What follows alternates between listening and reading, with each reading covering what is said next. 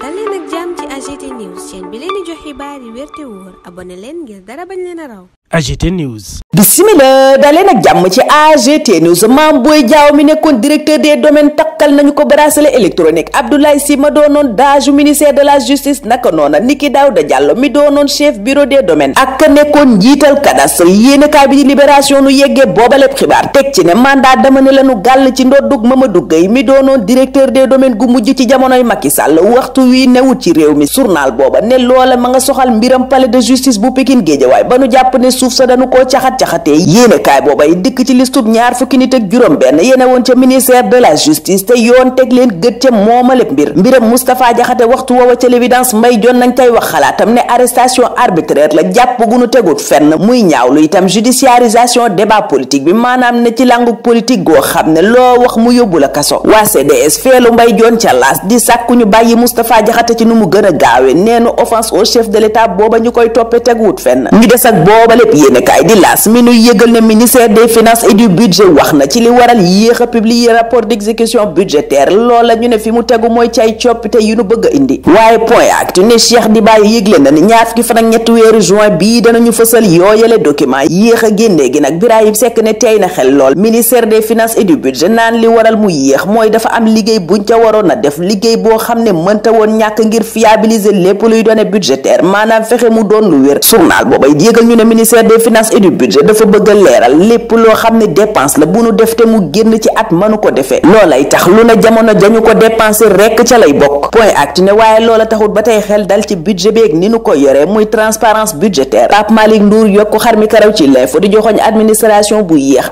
administration buy mel ni luy waaj a dee di doxee ni kàkkatar moom ministre ba woon mu ne tey ministère des finances et du budget bi nu ko ërtalee li mu nu xamal mooy ngir corriger ay chiffres rek soxla nañu juróomi weer waaye Cheikh Diba ne weer wi ñu ne bu nu yeggee ci ñaar fukki fan ak ñett danañu fësal rapport d'exécution budgétaire yi booba lépp xibaar it lanu la Soleil yeggeenu itam coppite yi Cheikh Diba ne moom lañ doon indi ci ni nuy tëggee yooyu le rapport budgétaire ba tax mu yéex a génn yéenekaay bi ne ci xëtam gu njëkk la ministère précise et prend date yooyale coppite Cheikh Diba ne ña ngi koy def Thierno Bocoum ci l'évidence ma nga cay wax xalaatam tuddee ko aveu déguisé wu gouvernement bi gouvernement boobee koppar yamuy leb ana fu mu koy def Walf Quotidien lii la xëy yittewoo jox ca kàddu gi Sylvain Thiam expert financier mu ne état bi def fi mu ne daa mel ni ku ay tàkk-tàkk yu bari wër mu koy fay Amath Ndiaye di jàngale wàllu koom moom ma nga ca eurobond yi moom professeur en économie bi di laaj lan moo waral rendement wu Sénégal yi ci eurobond yi toll fi mu toll maanaam yéeg ba yegg ci lool yor bi moom xëy ci Robert Bourgi Birahim Seck Thierno Alassane Sall ak société civile bi mu ne duñu wax jàmm duñu ko séenu duñu ko gàng fu nu toll ña ngay séenu musiba ngir Sénégal di waxi crise boo xam ne amul lu dul ci seeni xel journal ba ci xëtam gu njëkk di laaj qu'est-ce qui fait courir ces prophètes de malheur yéenekaay booba jox kàddu Hadi Traoré Malick Sow Alioune Camara ñoom ñépp ñu yekk keteme Robert Bourgi di ko tontu gannaaw lettre bi mu bind njiitu réew mi ak premier ministre di leen artu ci justice bi mel ni lu nuy jëfandikoo ngir xeex seeni wujju ci wàllu politique waaye itam koom gi mu ne dafa sooxe ba tax ñu baree bari ci askan wi jaaxle yaakaar tàmbalee yàkkeeku moo xam baykat bi la moo xam commerçant beeg ñeneen ñoo xam ne danoo seen woon ci nguur gi mu saafara seeni jafe-jafe tribune ne baykat yooyee sax buñ leen jàppalewul léegi tey ñu ne ciy jafe-jafe ndax yéenekaay bi ne nawet bi door ne te ñu bari ca ñoom ña ngay xaar ñu jox leen jiw ñu des ak yéenekaay booba dañu yeggee jafe-jafe yi am ca Sud Quotidien yéegal ñu ne liggéeykat ya porté nañu plainte dugal nañu itam ab préavis de grève ndax ñeenti weeri salaire yuñ leen war a fay juróom-ñeenti nit ñu jàppee woon ca jaxaay kenn ki di rakku meeru Mbuur Cheikh Issa Sall journal booba di ñu yëgal ne tëj nañu leen juróom-ñaari ati kaso wàllu mbëkk mi lañu leen jàppee woon di émigration clandestine rakku meeru Mbuur Cheikh Issa Sall yéenekaay bi ne moom gaal ga mu doon yóbbu ñeen fukki bakkan na ca rot gannaaw ba mu suuxee l'observateur moom ma nga ca coowal roppalaan gi soxal Air Sénégal ak IATA yéenekaay bi ne acte de guerre nag am na ca mooma lépp mbir ndax Air Sénégal daa delloo Carlil ñeenti avion yemu ko luye woon ñaawlu itam ñaari milliardam yi IATA teg loxo muy saisie conservatoire bu nu def ci alalam journal bi ne njiital Air Sénégal nag bind na lettre bu tàng jër directeur régional bu IATA Fabrice Sahiri ñaawloo noona lim tuddee attaque en règle yéenekaay bi ne ngir gàttandu jafe-jafe yi mën a am ci volu Air Sénégal yi directeur général bu Air Sénégal sàkku na ci conseil d'administration bi mu jébbal ko autorisation mu wut yeneen i roppalaan di ay Boeing Boeing yu mën a yóbboo ay client u Air Sénégal mooma. waxtu woowa Le Quotidien ne doomi Sénégal yenn ca Amérique ñu bari tey seen yaakaar a ngay tas ndax ñi ngi leen di jële ca mooma lépp réew di leen dellusi ci lu kenn yëgut. journal ba ne ñafa ne di ay émigré ñoom ñépp fi mu ne seeni fit toogut ndax saa bu nu yeewoo mën nañu leen a jàpp delloo leen seeni réewum Sénégal it yéenikaay booba ne ñu wax na xalaatam ci coowal Israël geek Iran ñaawlu lépp luy agression ci droit international sàkku itam ñu dakkal fitna yi ci ni mu gën a gaawee. réew mi quotidien ak yeneen yéenikaay jamono jooja naan ñu lekk mbedd gaaw na waaye ndeke musiba mbabba kumba lay jural ña koy def. journal bi ne lu tolloog téeméeri junneeg fanweer ak juróom-ñaar maanaam 137 000 ci ay bakkan yuy rot at mu jot moo ko waral. yéenikaay bi ne juróom-ñeen fukki million ak benn ciy doomi Afrique dañuy feebar gannaaw bu nu lekkee lekk mbedd yoo xam ni sellut. yéenekaay booba it yëgal ñu ne coow li doxoon diggante général Moussa Fall ak Guy Marius Sagna yoon àtte na ko ba setal ca député ba. Sud Quotidien moom ma nga ca soldat wu Sénégal bi réer boobaak léegi am na ñaari weer. yéenekaay bi ne 2 mois d'otage 2 mois de silence ñaari weer yoo xam ne kenn xamut booba lépp takk der ci lu mu ne. Assemblée nationale moom léegi ko gis ko mu ne ci tâtonnement bu metti bi ay fan yu néew desee ci ñu tëj session bi. journal booba yëgal ñu ne bureau bi adopté na loi de finances rectificative ak débat d'orientation budgétaire waaye amul benn date bu conférence des présidents jàpp. journal bi ne datub révision règlement intérieur bu assemblée nationale képp lañu jàpp. fas nañu yéene it amal beneen réunion des présidents ngir jàpp date mën a càmbar LFR ak DOP di loi de finances rectificative ak débat d'orientation budgétaire. yéenekaay booba noppi ca loola yeggee ñu kàddu yi Amy Mbacké Thiam mi ñaawlu li ñu leen ñàkk boole ñoom anciens internationaux yi ci organisation JOJ di Jeux olympiques de la jeunesse. journal ba tuddee ko le coup de gueule de Amy Mbacké Thiam moom athlète ba woon mu ne naka la ñuy organiser ay JOJ te boole wuñ ci Amy Mbacké Thiam mi def ñetti Jeux olympiques. Sadio Mané mi bokkoon ci Jeux olympiques 2012 itam mu ne kenn boolewu ko ci ak ñeneen ñu ci seen xel màcc. mu ne nag ñu ngi leen di ñaanal ndam di leen ñaanal itam yëf yi jaar ci yoon Sénégal génn ci ak ay médailles. xeetu tux mu bees mi nuy def ak ay cigarette électronique ak yeneen